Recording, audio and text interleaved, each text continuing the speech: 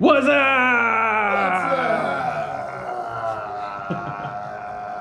What's up? I'm here with Mike DeSold at DeSold Designs, and thought we'd do a quick little video about his car and our shit talking, all and our bets. shit talking, and some of our bets.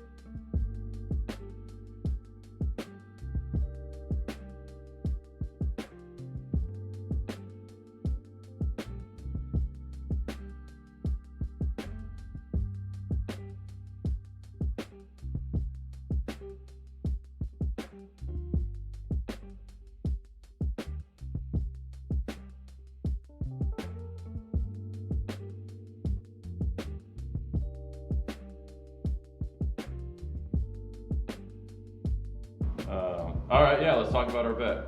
So we have a bet, and the bet originated because you were talking a bunch of shit like you always do. was I talking shit? When are you not talking shit? You talk shit all the time. We both talk a lot of shit. I feel like I'm very innocent in this. I don't ever talk shit. I feel like I'm pretty innocent too, but regardless, somehow, some way, we end up talking shit. I know we're neither of us is innocent. Yeah, we talk a lot of shit. But anyway, one of the times of talking shit ended up into becoming a bet. And the bet was whoever runs a minute 10 or faster at MSR Crescent gets beers for life from the other person. That was the bet. And who won that bet? You won the bet. My car was wrecked. Okay, to be I didn't fair- have a chance to even go to the track for a year and a half. Okay, to be fair, I gave him a year and a half. I waited that long to actually make a lap. And I even made a lap. When you go back and watch this video, it was under like 70%, maybe 80% throttle. Like I was just like testing the car out.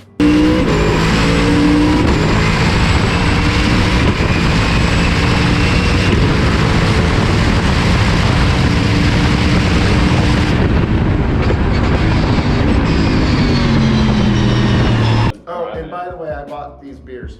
So this is the first beer in Beers for first Life. beer of Beers for Life in the shop. So technically Talking more shit. Yeah, still talking shit.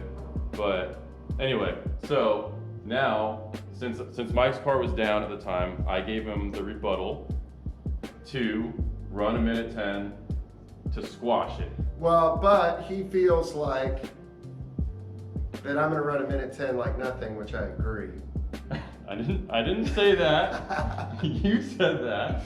But I feel like I'm being generous and nice enough to give you the rebuttal to run the minute 10 to squash it, and then whoever runs faster claims the beer. So like, you know what we need to do? This is how this has to go. When I go down there to get the rebuttal and whatever it is we're gonna do, we both have to be there same day. Yeah. Fastest guy wins. We could do it on that day, whoever runs the fastest that day. That way it doesn't keep prolonging. It's the end of it. Yeah. But until that day, he owes me beers for life. This is why. And it's probably gonna be we're beers drinking for a it. month. It could be beers for a month. We'll see.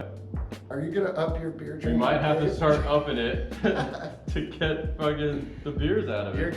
gonna drink more beer since it's free? I kind of have to.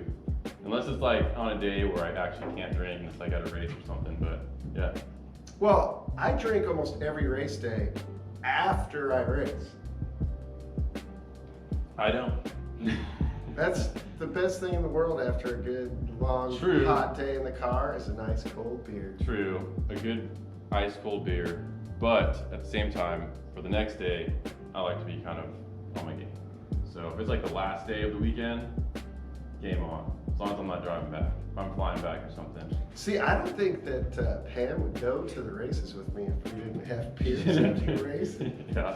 She'd be like, this is lame. I mean, yeah, you need beers, right? Everybody needs beers. Yeah. So, Beers for Life, that was one bet. And I really think these bets would have never came into play if I wasn't mooching so much off your shop. And So that you're here all the time? Yeah, I think it's because we're around each other for like so often that this type of things just start to happen. Well, and we've been competing against each other for a long time, and then we're around each other a lot, Yeah. and we're friends, so we just kind of have friendly, I would say in a lot of ways it's like friendly banter more than just straight shit talk, because it's not like we're disrespecting each other and we're mad. No.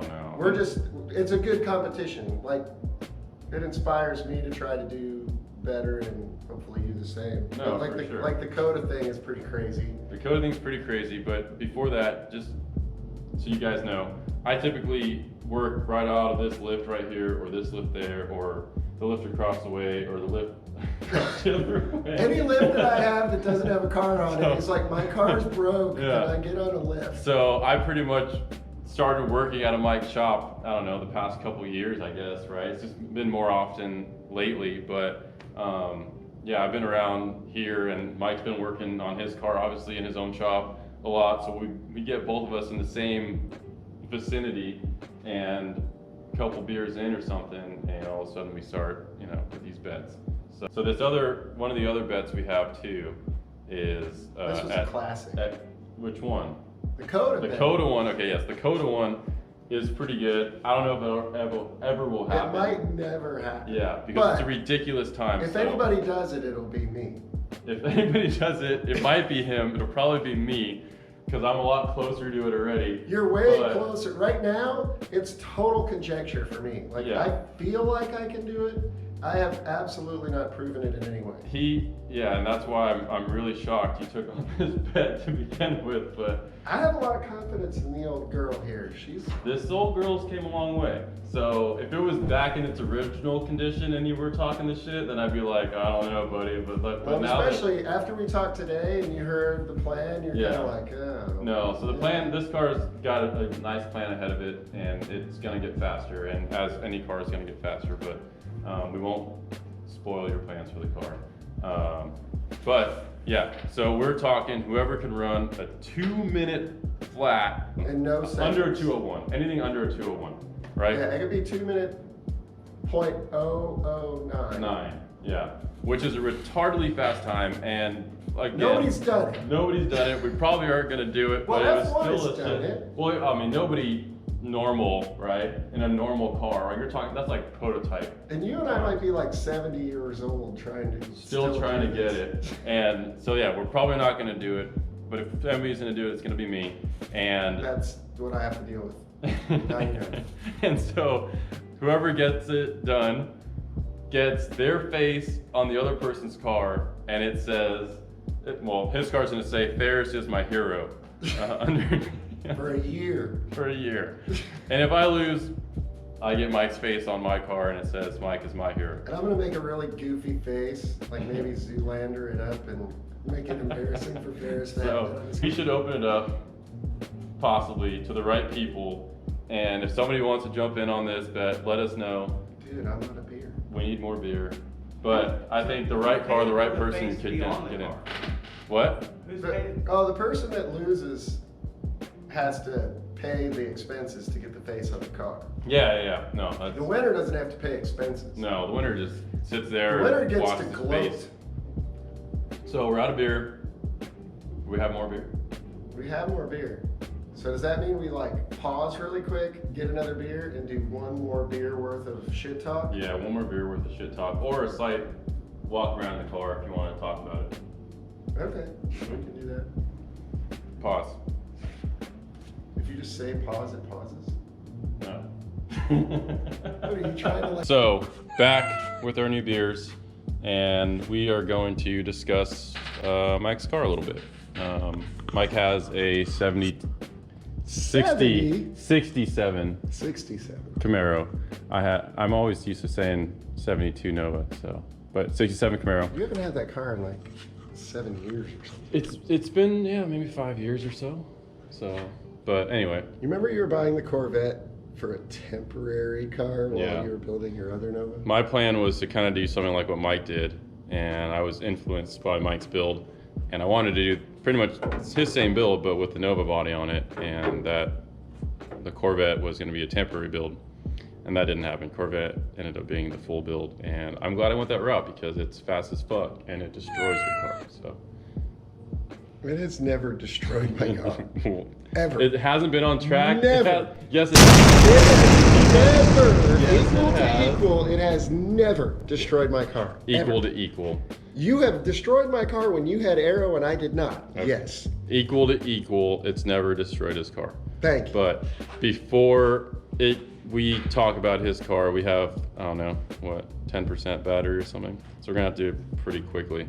Yeah, and that was really important to get on the video. Like you guys Well, really need to know. that was for you. I was telling you we have. Yeah, as you're looking at the camera. Well, I'm looking saying, at "We have the 10% fucking battery life. All right. This is the most professional video I've ever been a part of. Super professional. It's gonna be the best video on the We should have interwebs. some lighting with flashlights and shit to make it just even a little better. All right, so we're gonna talk about Mike's car. Mike built this car how many years ago? Too many. I started building this car probably 8 or 9 years ago. I was building it originally to be my daily driver to go back and forth to work. Shut up! No, you I'm aren't. not kidding. Really? And it had a carbureted 350 in it. Oh fuck. And a turbo 350 automatic, and it was pretty much mostly stock. I actually had it like ready to paint as just a stockish Camaro that I was just going to drive back and forth to work, because I drove a 67 Camaro to high school. Yeah. And I went to a Good Guys show and saw the Good Guys autocross and got mega hooked, and then ripped all that stuff out. Just to do autocross. And that was my original thing. And at that point I had a 69 Camaro and I raced it, and I'm like, oh, this is fun. So then I did Detroit Speed suspension, and I did an LS and a 6-speed, and it was super, super fun. And I've always been a turbo guy. I've had a bunch of Grand Nationals. So I built turbos onto the LS. And it was funny because in the early days, everybody, even my buddy Danny Pop was one of the ones that said, you're an idiot. You don't need turbos for anything. He gave me shit for years about running turbos on it. And then eventually it kind of like, I got more and more used to running them in a race car, and then we got it reliable, and then other people started running turbos because they work really well. They fucking work, man. Yeah, so it was pretty funny. In the original versions of this thing, when it was turboed, I got poo-pooed bad. Yeah. Because back in those days, everybody's like, you need an LS7 that spins 8,000 RPM, and you need this gearing and all this stuff to go fast. And this car just wasn't that way. You know, this car's always run bigger power, less RPM, you know, a little bit different gearing. But we got it to work, and it's been a lot of fun. And I've always just been a sucker for horsepower. Yeah, and it's come a long way. I mean, how many years in development now? We've been running this car since 2014, I think. Oh wow. So it makes sense that it's come this far. I mean. Yeah, it's funny because I look at it now and I'm like, the original vision of an automatic 350 carburetor car with air conditioning to drive back and forth to work is freaking gone. Yeah, it's definitely gone. You try to keep it though with all the interior and stuff, and it's definitely a lot of fun. And I was watching the UMI autocross last night because that was going on, and I thought, you know, I think I'm gonna do another car that we're gonna run more as, you know, like ultimate street car stuff. It's more of a street drivable car. Yeah. And I think this one's gonna fade more towards, it's gonna stay street legal, Street legal. It's street legal. Hey, they are street legal. My car's street legal too. Your car's technically not street legal. Hey, my car. Don't bullshit me. I drive it on the street. It's a Texas street car. Your car doesn't have turn signals or headlights or any of that crap. I still drive it on the street. You're such a bullshit. How do you? Hey, you're so full of shit. When I first tested the car with the radiator set up in the rear, the track was closed, and so I had no choice but to drive it around on the street. So I drove it up and down at Crescent on the streets, fucking testing to make sure that it still worked. Doesn't have insurance. Hey, my car has insurance. My car was registered up until this year, so it had all the aero on it before, and so I had to have it registered and insured for Optima. And I ran Optima last year. Is it still registered right now today? No, I don't think it's registered right now. Yeah. So as of last year, it was a registered street car. I know it's not registered right now, Mr. Streetcar. So he's trying to run his race car against my lonely little street car. This is not a little street car. That's a lowly little Camaro. It's almost stock. It's a stock Camaro. Look at this stock Camaro. This is the type of shit that goes on around here. This thing is a tube chassis fucking race car. It's a freaking tube chassis race car. That's how they came from the factory. Factory built.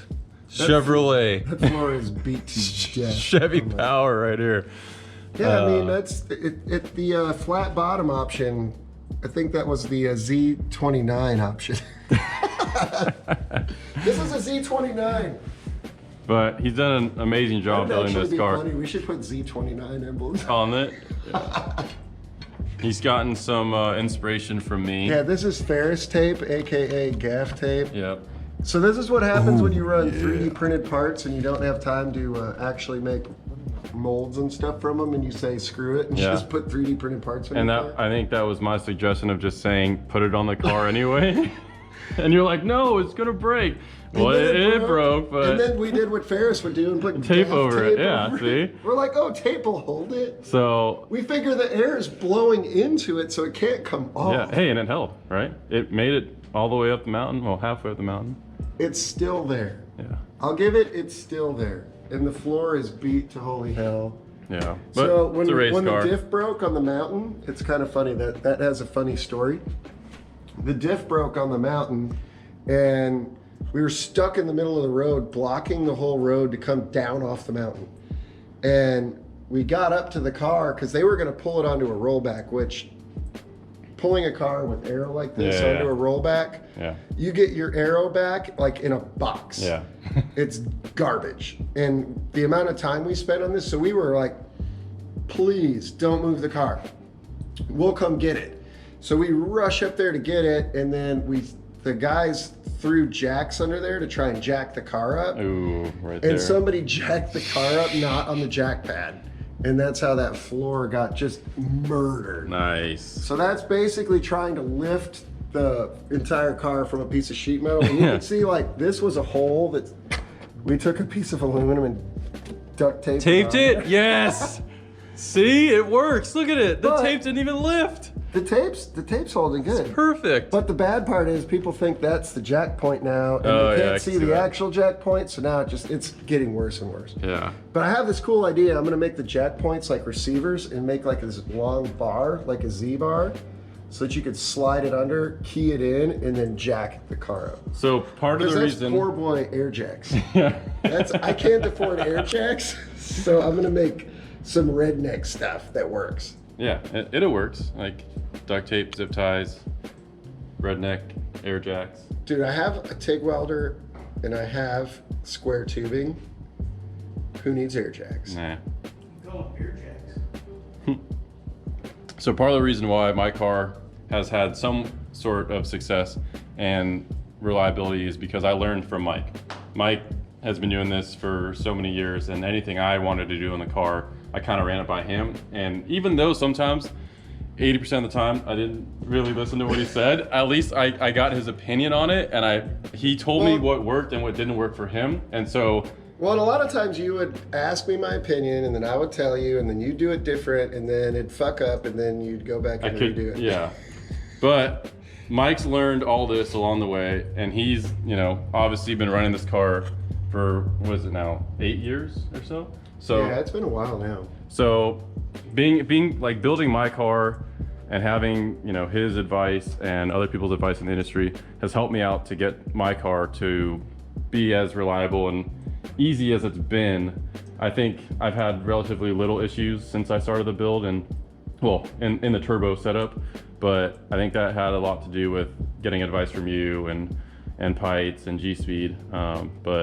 And yeah, so I got to learn a lot from Mike, and then I'm here a lot building the car in his shop too, so I'll always run shit by him.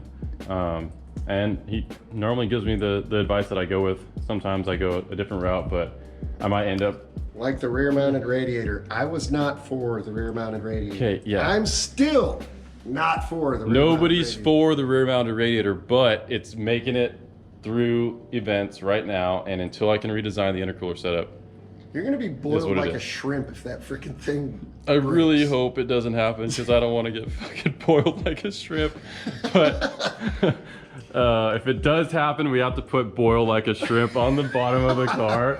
I don't want you looking like Nicky Laudo. No. But yeah, anyway, this is his car. I'd get a little bit more in depth with it, but you guys have seen this thing all over the internet, so I'm sure there's plenty of other videos you can look at to find all the real fine details about it. I Cause haven't got the in-depth what's damaged video.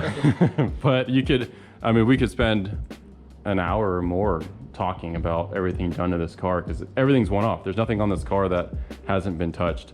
So it's kind of cool to learn from it and be around it and get the advice from him and kind of build my car off of this, really. So anytime you see something that I've done that is, I don't know, somewhat smart, it's probably because of it.